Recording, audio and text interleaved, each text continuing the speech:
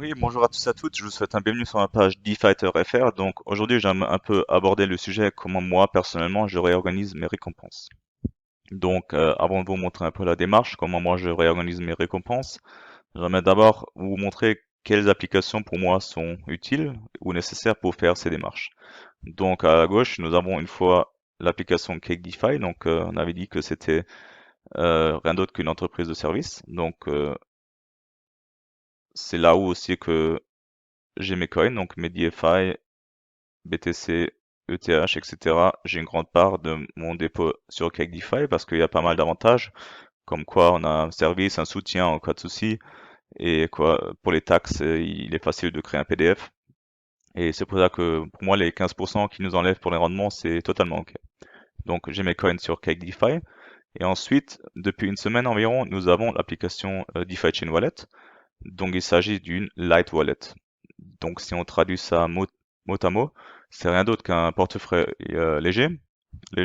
Donc ici, c'est en fait c'est rien d'autre qu'une wallet, donc qu'un portefeuille où il est pas nécessaire de faire une synchronisation avec la blockchain parce que avant il fallait toujours synchroniser la blockchain jusqu'au dernier bloc pour pouvoir faire des transactions. Donc ça c'est plus nécessaire avec la light wallet. Donc il est possible de télécharger l'application, de créer son portefeuille. Donc, créer un portefeuille, c'est rien d'autre que avoir ces 24 mots.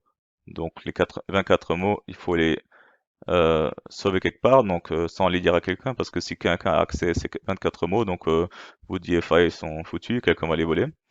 Donc là, il faut faire attention. Et donc, si on a créé ce portefeuille, donc on a une application où on peut faire des transactions sur la DEX.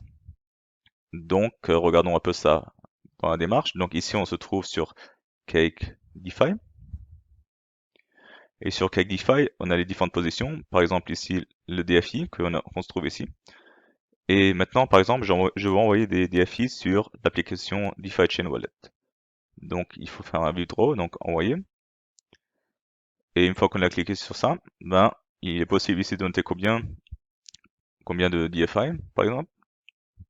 Et après, ici, on peut choisir la blockchain. Donc là, il est important, si on envoie sur la DeFi Chain Wallet, qu'on utilise la blockchain de la DeFi Chain, bien sûr. Parce que là, c'est beaucoup moins cher et si j'envoie ça avec l'Ethereum, ben ça va pas marcher. Donc vous allez perdre vos coins, donc là il faut faire attention.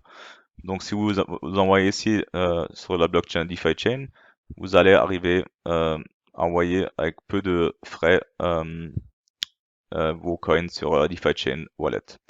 Donc si vous n'êtes pas sûr s'il s'agit de la DeFi Chain blockchain ou la blockchain de l'Ethereum, donc regardez aussi l'adresse où vous allez créer votre code pour l'envoi. Donc si ça commence par un D, ben c'est certainement ici la DeFi chain qu'il faut envoyer. Donc ici après vous faites le Google Authenticator où vous avez les 6 chiffres à noter. Et ici on voit aussi les 0,2 DFI qu'il faut payer pour les frais. Du côté de CakeDeFi, normalement les frais sont dans l'ordre de 0,0001 DFI par transaction, mais là on va dire que Cake prend aussi quelques frais pour les envois. Donc il faut pas faire la réallocation des récompenses, il faut pas le faire trop souvent parce que les 0,2, voilà, si on fait ça tous les jours, ça peut faire mal. Donc une fois qu'on a fait ça, on peut envoyer les DFI sur la DeFi Chain Wallet. Donc ici, on voit par exemple une adresse sur la DeFi Chain, donc elle commence par un D, comme j'ai dit avant. Et si on envoie par exemple sur cette adresse ici, ben, au bout d'un moment, ben, ça va arriver sur ma wallet. Donc, on va trouver ici des DFI UTXO.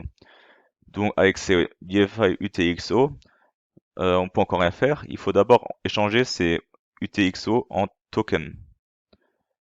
Et donc, c'est ce qu'on va faire. Donc, j'ai ici mis la démarche. Donc, ici, on a le 1. Ici, on a le numéro 2. Et là, le numéro 3. Donc, on peut dire, c'est wallet UTXO. On va faire convert to token.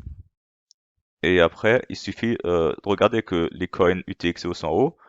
Si ils sont en bas, il faut échanger avec ça. Et après, on peut dire maximum et ça va faire un échange. Donc ça va faire une transaction sur la blockchain. Donc on va payer les 0,001 DFI. Donc c'est en dessous de 1 centime, donc on n'en parle pas. Et une fois qu'on a fait l'échange, ben, on va avoir nos coins ici en bas.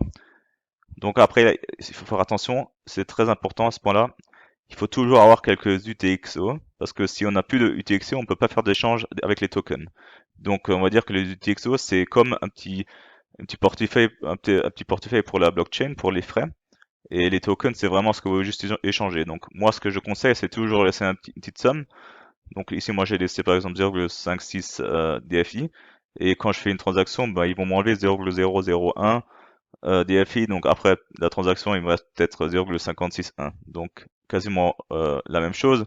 Mais il faut toujours une petite somme sur l'UTXO, sinon on ne peut pas faire des échanges avec les tokens. Donc ça, c'est très important. Donc, une fois qu'on a nos tokens, on peut faire des échanges. Il y a deux possibilités. On peut faire du liquidity mining, c'est il y a un plus ici, ou on peut faire des échanges, des swaps. C'est-à-dire que si on a nos DFI et on veut par exemple acheter des bitcoins, on va cliquer ici sur swap DFI token avec bitcoin. Donc ça va nous montrer ici les 0,56. Si maintenant j'aurais échangé mes UTXO en token, et ces 0,56, ben, je les échange avec voilà, en Bitcoin. Donc il me montrait quoi, quelle valeur en Bitcoin j'ai ici. Donc c'est pas des vrais Bitcoins que j'ai ici, c'est des DBTC. C'est des Bitcoins basés sur la DeFi chain.